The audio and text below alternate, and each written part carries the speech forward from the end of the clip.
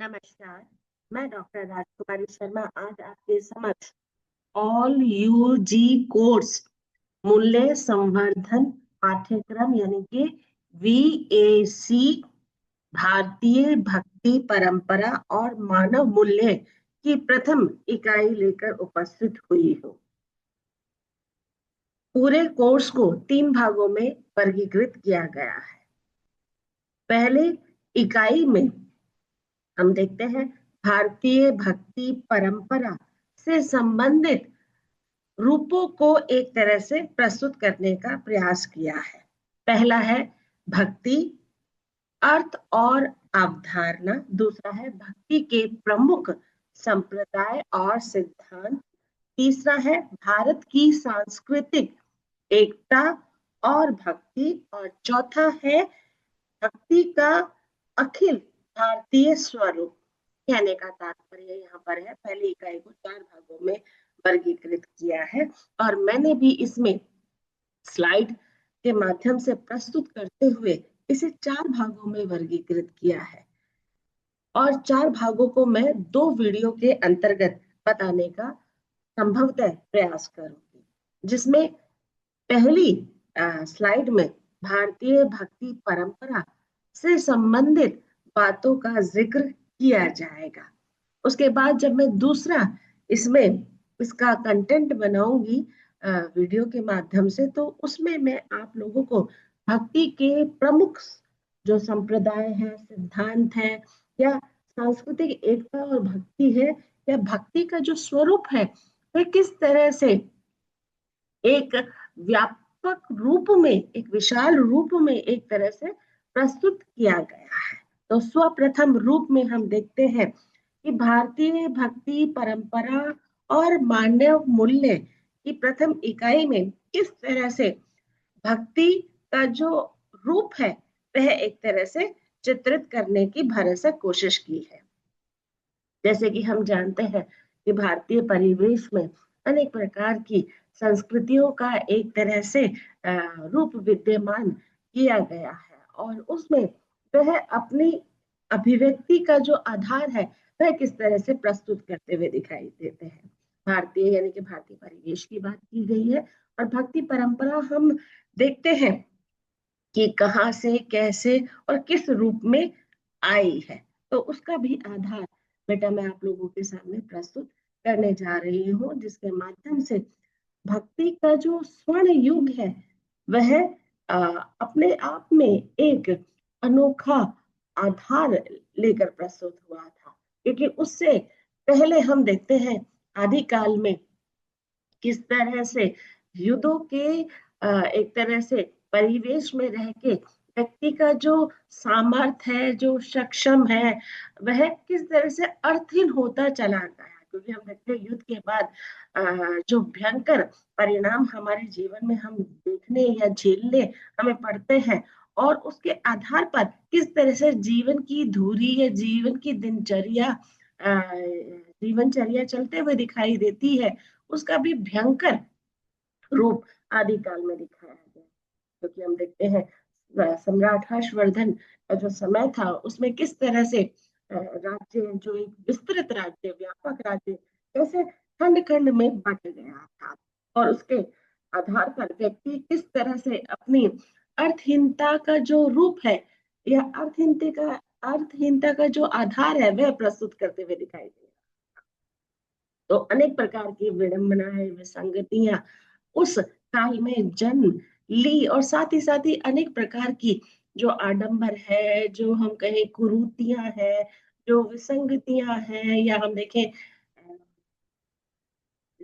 तरह से रूढ़ियां हैं या अंधविश्वास है, वह भी भक्ति काल में पनपते हुए दिखाई दिया। क्योंकि युद्ध के बाद की जो शांति लोगों के मन में घर कर गई, उससे कहीं ना कहीं भक्ति की ओर व्यक्ति अग्रसर होते हुए दिखाई दिया और ये अग्रसरता हम देखते हैं कि अनेक रूपों में एक तरह से चित्रित होते हुए दिखाई दी और लेखक कवियों ने इसमें अपने माध्यम से अनेक प्रकार से अभिव्यक्ति का जो सार है वह प्रस्तुत करने का भरसक प्रयास किया, जिसके माध्यम से हम देखते हैं कि व्यक्ति अलग अलग धाराओं में, अलग अलग अभिव्यक्तियों के रूप में एक तरह से बढ़ता हुआ दिखाई दिया। और उस रूप में हम देखते हैं जो भारतीय भक्ति परंपरा है वह किस तरह से उभर कर आई।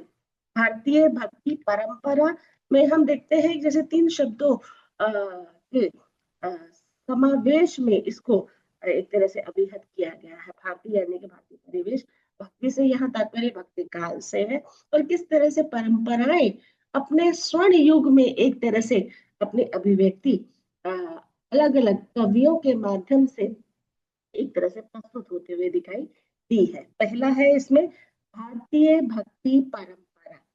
हम देखते हैं इसमें भक्ति का जो अर्थ है वह लिया गया है, और अर्थ हम देखते हैं जीवन में सभी शब्दों का अपना अलग अलग महत्व और अर्थ है, जिसके माध्यम से वे अपने आप को चरितार्थ करते हुए दिखाई देते हैं। तो उस रूप में हम देखते हैं भक्ति का जो अर्थ है आराधना, प्रेम, श्रद्धा और समर्पण का भाव या सेवा करना आदि शब्दों से लिया गया है।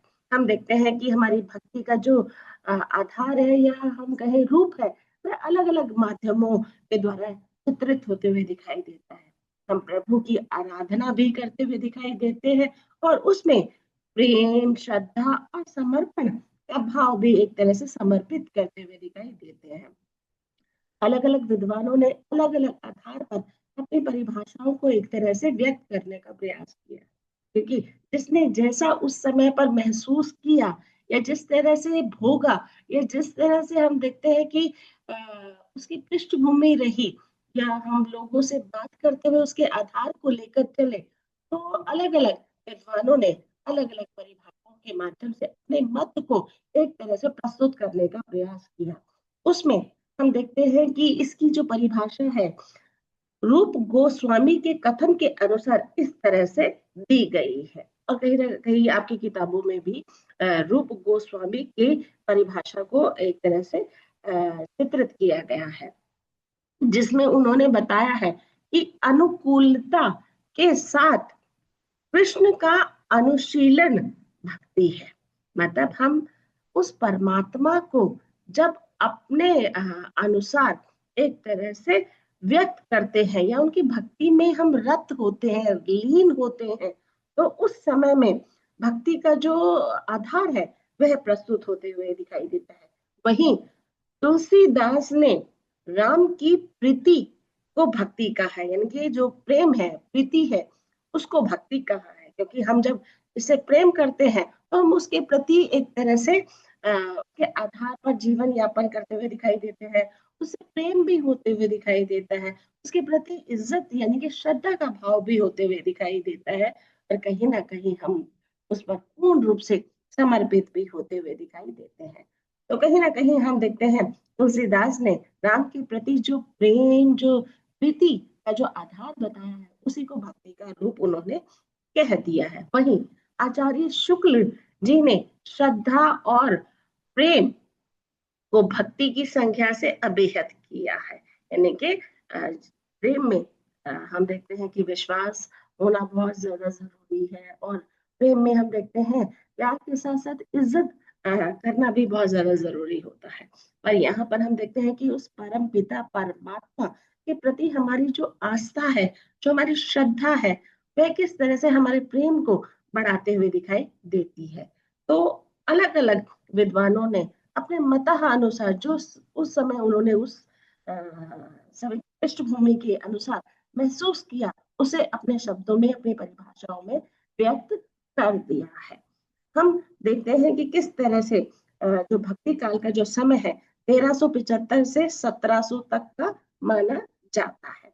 और बेटा मैं आप लोगों को ये भी बता दूं कि भक्ति काल के रूप में मैंने एक पूरी स्लाइड बनाई हुई है पहले से, तो आप मेरे डॉक्टर राजकुमारी शर्मा के चैनल पर जब जाएंगे तो उसमें आप भक्ति काल देखेंगे तो एकदम वो स्लाइड एक तरह से आ जाएगी, जिसमें मैंने भक्ति काल का जो समय उस समय पर रहा उसे मैंने उस स्लाइड के माध्यम से प्रस्तुत किया है, इसलिए मैं उसका दोबारा से यहाँ पर ज्ञापन नहीं करूंगी, नहीं बताऊंगी, क्योंकि बहुत सारा समय लग जाएगा। तो हम देखते हैं कि किस तरह से भक्ति का जो 1375 से 1700 तक का एक तरह से रहा, तो उस समय में हम देखते हैं समाज की या उस काल की क्या स्थिति रही है, क्योंकि हर एक काल की स्थिति अपने आप को चित्रित करते हुए दिखाई देती है और उसमें अपनी अभिव्यक्ति का जो रूप है वह भी दर्शाते हुए दिखाई देती है। तो भक्ति काल की जो प्रस्तुतियां हैं उसे कई भागों में विभक्त किया गया है, जैसे राजनीतिक, सामाजिक, आर्थिक, धार्मिक और सांस्कृतिक अनेक प्रकार की परिस्थितियों के आधार पर भक्ति काल को एक तरह से चित्रित किया गया है। और उसी में हम देखते हैं कि अनेक प्रकार के जो धर्म है वह शिरकत करते हुए नजर आते हैं, जिसमें धर्म में भी हम देखते हैं नाथों, सिद्धों और एक तरह से बोधों को प्रस्तुत किया गया है और उसमें उनकी भाषा के अनुकूल उनकी भक्ति, उनकी श्रद्धा, उनके प्रेम को एक तरह से माना गया है।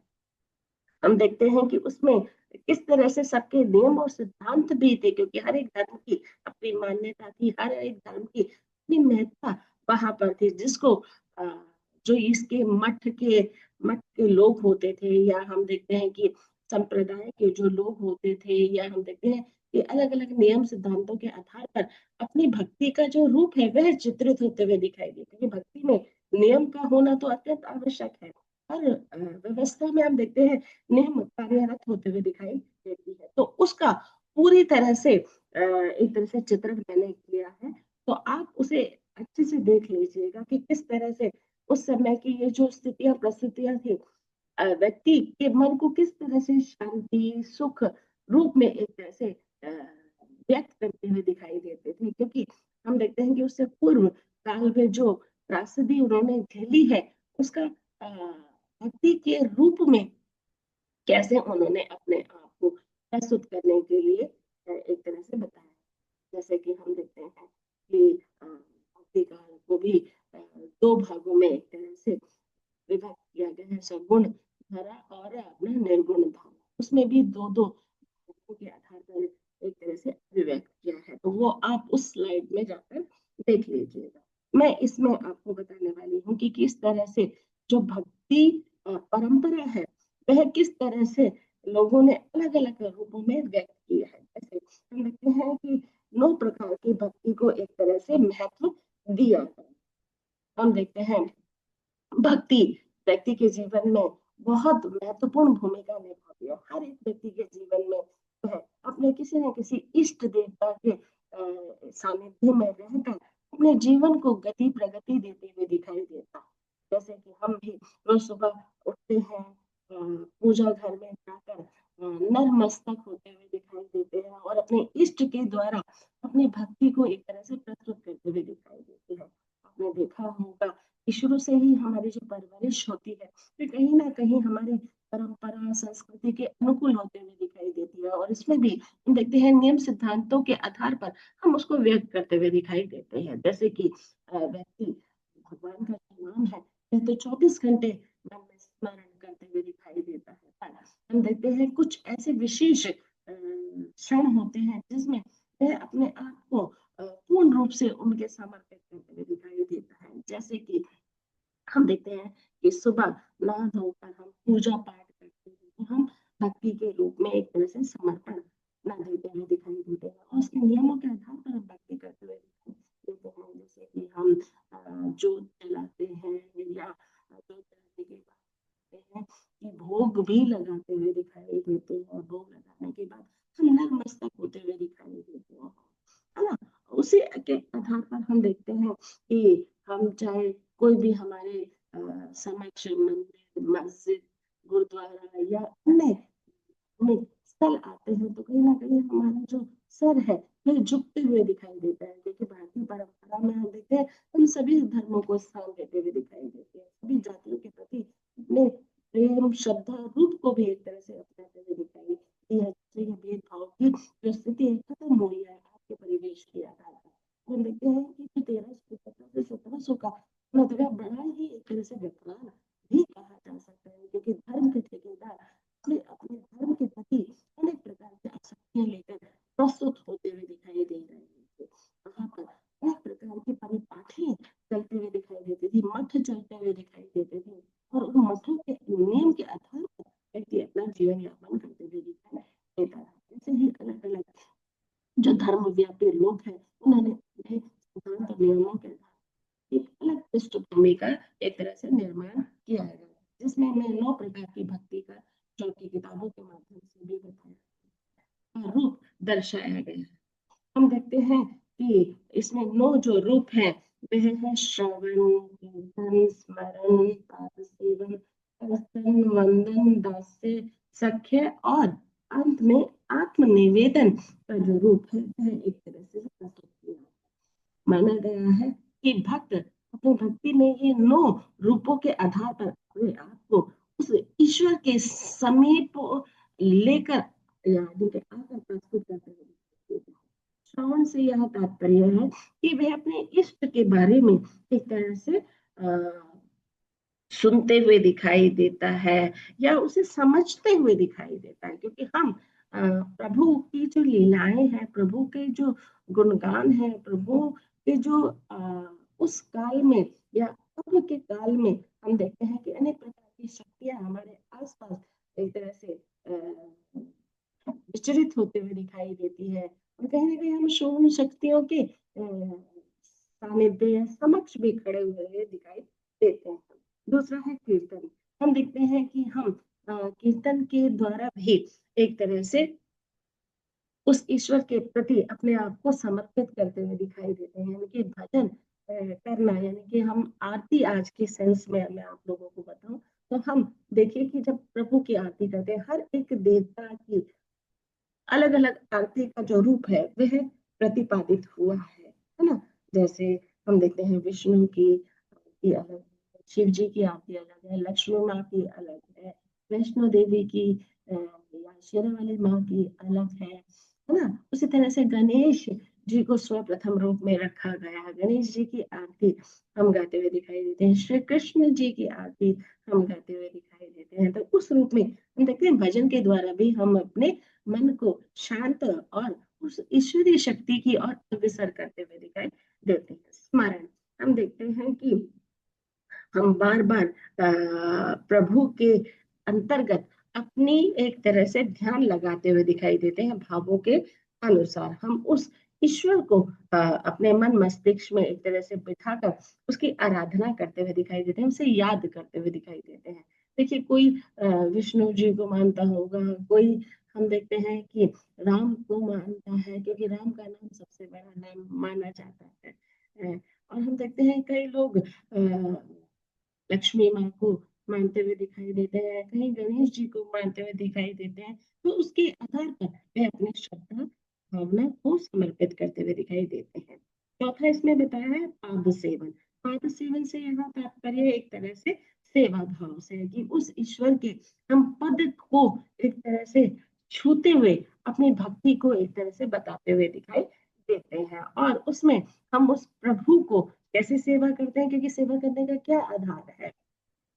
सेवा करने का आधार है कि आप उस परम पिता परमात्मा के हर एक, जैसे आप अपने कार्य करते हैं वैसे ही आप उनके कार्यों के प्रति भी समर्पित होते हुए दिखाई देते हैं। प्रभु को स्नान करना, तो हमारे यहाँ पर मंदिर में, पूजा घर में एक तरह से मूर्तियां स्थापित हम लोगों ने कर रखी है, तो उनको गंगा जल से या शुद्ध पानी से हम स्नान कराते हैं। उसके बाद उनको कपड़े वस्त्र यानी कि धारण कराते हैं, तिलक लगाते हैं, उनके प्रति हम लोग उनके साज श्रृंगार बनावट का ध्यान रखते हैं, उनके भोग का ध्यान रखते हैं, उनके सोने जगने, जैसे हम सोते हैं तो हम प्रभु के लिए भी आसन लगाते हुए दिखाई देते हैं, और उनको भी, मूर्तियों को भी हम विश्राम की अवस्था तक लेकर जाते हुए दिखाई देते हैं। तो उस रूप में हम सारे सेवा भाव करते हुए दिखाई देते हैं। अगला है इसमें अर्चन, यानी कि एक तरह से भोग चढ़ावा आदि देना। हम देखते हैं कि हम उस परम पिता परमात्मा के प्रति जो भी हम लोग कुछ खाते हैं वह उस परम पिता परमात्मा के प्रति स्वप्रथम रूप में भोग लगाते हुए दिखाई देते हैं। चाहे हम मिष्ठान खा रहे हैं या हम नमक का प्रयोग कर रहे हैं खाने में, या अलग अलग प्रकार की हम जो सब्जियां खाते हैं उसका भी हम सुबह शाम भोग लगाते हुए दिखाई देते हैं। और मंदिरों में हम चढ़ावा भी चढ़ाते हुए दिखाई देते हैं, यानी कि फूल, बेल पत्ते या कोई भी मिष्ठान के द्वारा हम भोग या चढ़ावा देते हुए दिखाई देते हैं। अगला है इसमें वंदन। हम देखते हैं कि उस परमात्मा को हम नित्य रूप से प्रणाम करते हुए दिखाई देते हैं, हाथ जोड़कर हम उनके आगे नतमस्तक होते हुए दिखाई देते हैं और अपने जीवन की धुरी को संभालने का एक तरह से उनसे कृतज्ञ रूप में भाव रखते हुए दिखाई देते हैं। अगला है इसमें दास्य, यानी कि उस ईश्वर की दासी बनकर या दास्य बनकर हम उनकी एक तरह से सेवा करते हुए दिखाई देते हैं और उसमें अपने भाव को भी एक तरह से चित्रित करते हुए दिखाई देते हैं। अगला है इसमें सख्य, कि हम उस परम पिता परमात्मा को दास्य के रूप में तो एक तरह से नतमस्तक होते हैं, साथ ही साथ हम उन्हें अपने सुख दुख का एक तरह से सखी भी मानते हुए दिखाई देते हैं। अब जब कभी मथुरा वृंदावन जाएंगे तो आप वहां देखिएगा कि सखी संप्रदाय आज भी एक तरह से चालित रूप में दिखाई दे रहा है। किताबों में 1700 के आसपास इस संप्रदाय का जो आरंभ हुआ था उसका आज भी विकास हमारे आधुनिक स्तर पर दिखाई देता है। तो मंदिर में हम देखते हैं कि 3 प्रकार के लिंगों का प्रयोग किया गया है, स्त्री, स्त्रीलिंग, पुल्लिंग और एक तरह से नपुंसक लिंग। तो उसमें वहां पर नपुंसक लिंग भी एक तरह से हमें दिखाई देते हैं और वो आपस में श्री कृष्ण के प्रति प्रियतम के रूप में श्रद्धा भाव रखते हुए दिखाई देते हैं, या अन्य लोगों को जो मंदिर में कार्य कर रहे हैं या जो भी आता जाता है उसे सखी के रूप में एक तरह से मानते हुए दिखाई देता है। प्रभु को भी सखी की संज्ञा में एक तरह से माना गया है।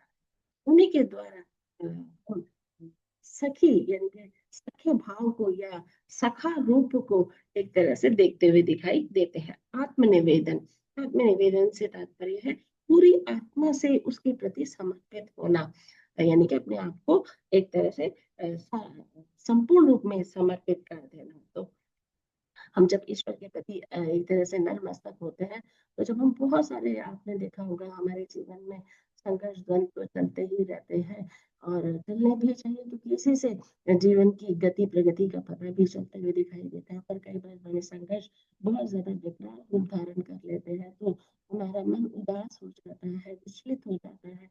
तो हम ऐसे में मंदिर या अपने घर के पूजा स्थान की ओर अग्रसर होते हुए दिखाई देते हैं और अपने आप को नतमस्तक करते हुए उस प्रभु को एक तरह से उसमें लीन होते हुए दिखाई देते हैं कि प्रभु अब इन दुखों से बाहर निकाल, और उससे आत्मनिवेदन करते हुए दिखाई देते हैं। तो इस पूरी इकाई में पहली इकाई के पहले रूप में भारतीय भक्ति परंपरा को एक तरह से चित्रित किया गया है।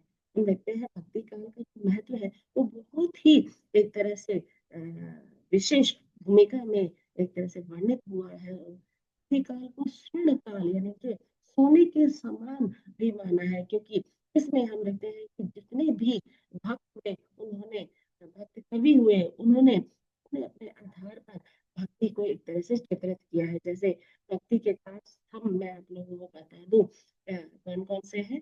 कबीर दास, तुलसीदास, सूरदास और मलिक मोहम्मद जायसी। हम देखते हैं कि ये 4 स्तंभ है। इन 4 स्तंभ के साथ साथ अनगिनत कवियों ने अपनी अभिव्यक्ति इसमें प्रस्तुत की है। जब हम इसकी दूसरी इकाई पर बात करेंगे बेटे तब आपको ये ध्यान होगा कि इसमें कम से कम 13 कवियों को लिया गया है और 13 भक्त कवियों को लिया गया है और किस तरह से वह अपने जीवन का मर्म या मार्मिक रूप उन्होंने प्रस्तुत किया है। तो अतः यह एक ऐसा भाव है जिसमें भक्त अपने इष्ट के प्रति पूर्ण रूप से एक तरह से समर्पित होते हुए दिखाई देता है। श्रद्धा, आस्था और प्रेम के आधार पर पूजा अर्चना करता हुआ दिखाई देता है। इतना ही नहीं, हम देखते हैं कि उसके अनुकूल जीवन जीने की एक तरह से कला वह सीखते हुए दिखाई देता है। अपना जीवन उसी के आधार पर चलाने की भरसक कोशिश करता है। धन्यवाद। दूसरी स्लाइड में मैं इसका दूसरा शीर्षक, प्रथम इकाई का दूसरा शीर्षक भक्ति के प्रमुख संप्रदाय और सिद्धांत पर बात करूंगी। धन्यवाद।